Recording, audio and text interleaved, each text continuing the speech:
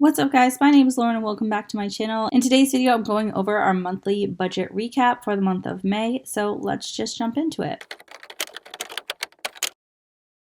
First of all, it looks like we had a better income month than we actually did, and I'll explain. So we had budgeted for $11,230 of income, and we actually brought in for this budget $12,228, which is a difference of around $1,000. But that is actually because we took $1,000 out of our emergency fund to pay off our medical sinking fund. It was money we had already spent basically out of our emergency fund, but I just moved it from our high yield savings account to our checking account, and so that sinking fund could be positive. So I'll show you that when we get to that point. But anyway, I talked about this in my June budget with me video, but we decided to take some money out of our emergency fund to cover our medical expenses for 2024. And that's exactly what an emergency fund is meant to be for. It's meant to cover things that are actually like important expenses, like medical expenses, not just like going on a vacation or something. So our emergency fund went from a 6-month emergency fund to like a 4 to 5 month emergency fund, which is okay. I'd rather have it be at a full 6-month emergency fund, but it's better than not having one at all for sure. So I'm going to think about whether we want to build this back up and how quickly and to what amount. So that's why there's that difference in our income this month. For Pay Yourself First, we had budgeted $572 and we actually contributed $600. So we are working on funding my 2024 Roth IRA. And so I was glad to put $600 to it this month. Looking at the debt section, we paid our minimum payment for our only non-mortgage debt, which is my husband's student loan. We paid $830. We are not currently paying extra on it. We are just paying the minimum payment.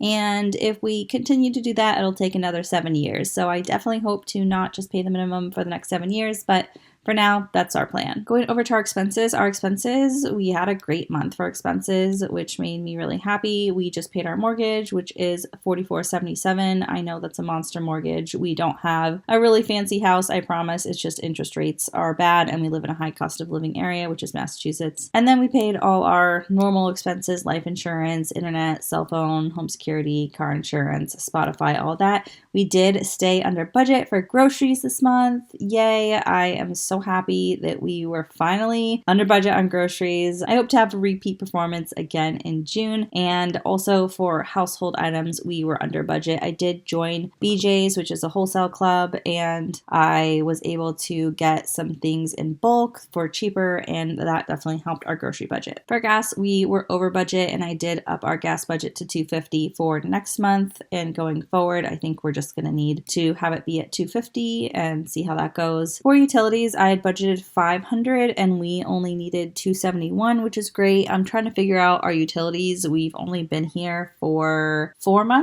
months now, I guess. But our gas bill, we didn't get one for the first 3 months we were here. So we are now just like figuring out what our utilities are going to be. And next month they're going to be actually like way higher because we have to pay our quarterly town utility bill. So I'm trying to figure out, like, I used to have utilities in a sinking fund for this very reason. And then when we moved to an apartment, I changed it to just like a regular expense because it became more like normalized, I guess. I think that's when I did it, and I'm considering moving this back into the sinking fund section just so I can like average out what it is for the year and put that aside every month rather than having some months it's $300 and some months it's $700 and having to like account for that. And then finally for miscellaneous, we spent 13 of the 25 we'd budgeted. All right, for sinking funds, we pretty much funded what we planned to fund, except for I did put an extra $100 into car maintenance and that $1,000 into medical. We were negative $477, and then we spent an additional $486 on medical. So that gets us to a positive $37 in the sinking fund. And just to kind of go through our sinking fund spending this month for school and activities, we did spend $1,029. For my cap miles, we spent $115. We didn't spend anything on gifts, but I just purchased a bunch of gifts that are going to be going into our June budget. So we'll definitely spend in this sinking fund next month. It was my daughter's birthday in May, so we spent from this sinking fund for her birthday party, which was so much fun, and she had such a blast. She turned 5, and it was amazing. And it was really nice that we have been budgeting for this since January, so it didn't stress us out financially to pay for the things we wanted to pay for her party. Thankfully, we finally had a month where we spent nothing on car maintenance, and knock on wood that continues. And then for home maintenance, we did spend $736. We just hired a company to take care of our yard, so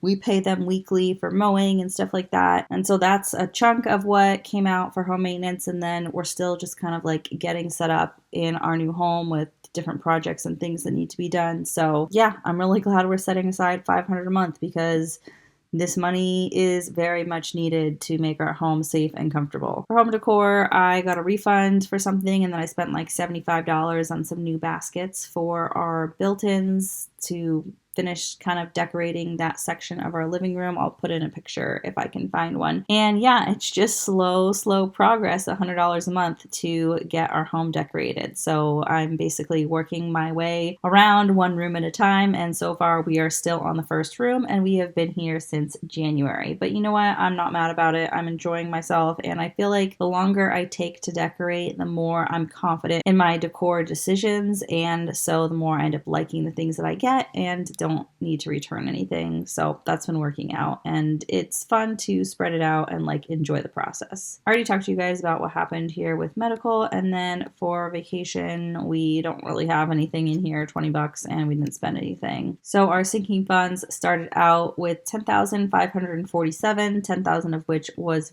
our emergency fund that we keep in our checking account. We have additional emergency fund and a high yield savings account. So basically we started out with $547, and we ended up higher than we started, which is always the goal, at $11,013. Now, in the middle of filming this video, I happened to notice that I didn't finish this budget, which I rarely do, but I forgot to spend all the money in this budget. So basically after like pay yourself is done, debt is done, and expenses are done, if there's extra money left over, I put it into whatever sinking fund I think needs it. So let's figure out where we want to put $68. $68 isn't going to get me very far, and because none of these sinking funds are negative right now, I don't have any like one that I'm particularly inclined to put it into. So I think I'm going to put $13 into each of these to make them around $50. Okay, so I just did that. I put $50 in each of those sinking funds, and then I decided to put the rest in the girls' birthday and Christmas fund. And that, scrolling over here, gets us to $0 in the left to spend. So all of our money